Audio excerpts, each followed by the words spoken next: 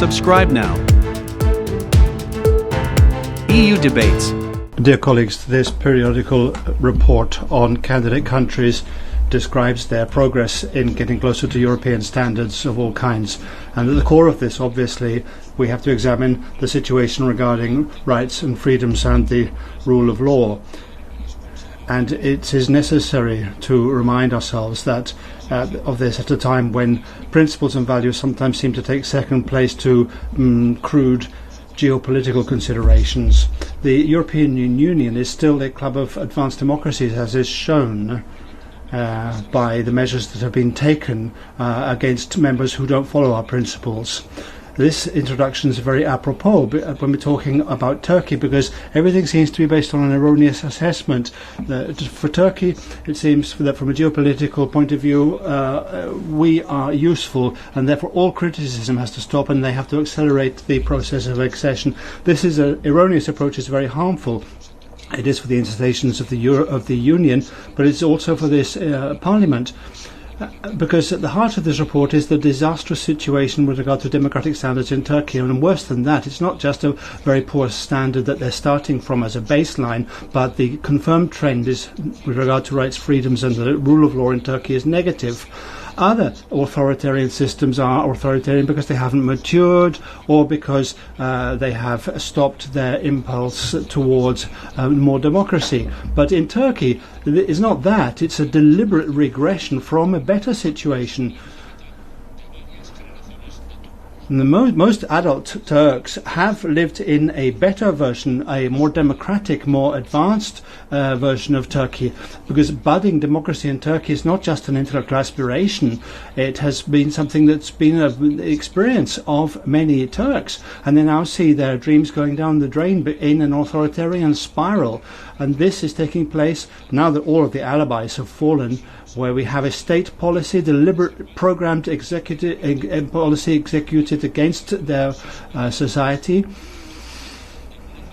The information provided is sectarian. There are pathological levels of nationalism, and all of this is because the regime places the rights of the nation way ahead of the happiness of its citizens. And the core of the report reflects this situation. We have a long list of infringements of these rights and freedoms in the report, and if we waited for 2 more weeks, we'd probably have to include many more such.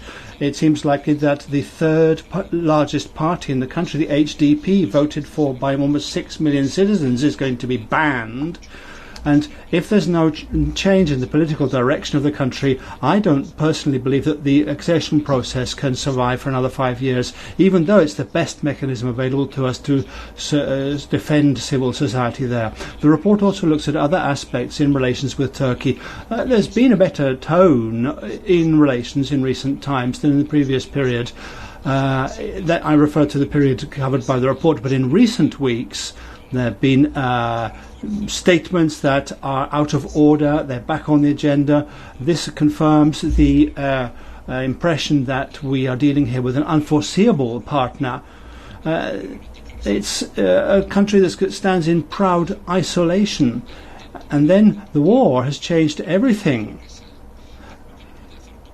Turkey has tried to become an important actor in terms of security, and their endeavours to mediate were welcome, although they failed. But they can't pretend that Turkey is playing an important geopolitical role. What Turkey is really doing is wasting its very limited international credit, is strengthening its bad image and confirming its isolation. And this Parliament is certainly not going to sit on its hands and ignore such recent outrages as those of Kavala, Kaftanoglu or Kilic. Whatever the geopolitical situation of or role of Turkey is. And this is not new. It's not just a matter of not supporting sanctions against Russia. It's giving an express invitation to the kleptocrats from the Kremlin to enjoy and to invest in the coastline of Turkey, credit cards for citizens of Russia, exponential increase of flights with Russia, arms bearing vessels going through the straits, lack of progress towards exporting cereals from Odessa, etc., etc.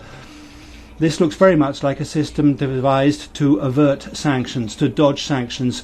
And clearly, if the war shows the division between democracies and authoritarian systems, it's clear that Turkey is not in the same area as us. Erdogan's model is Russia. If the war shows the division between countries that defend international relations based on the rule of law and not the weapons, it's clear that Turkey is not on the same side of us with its operations in Nagorno-Karabakh, Iraq or Syria. If the war clearly shows the division between military allies and enemies, it's clear that Turkey is not on the same side of us. Their irresponsible veto on Sweden and Finland is an invaluable political gift to the Kremlin, always seeking fissures among its allies. Turkey doesn't have a problem with Sweden or Finland, has a problem with democracy, as this report shows.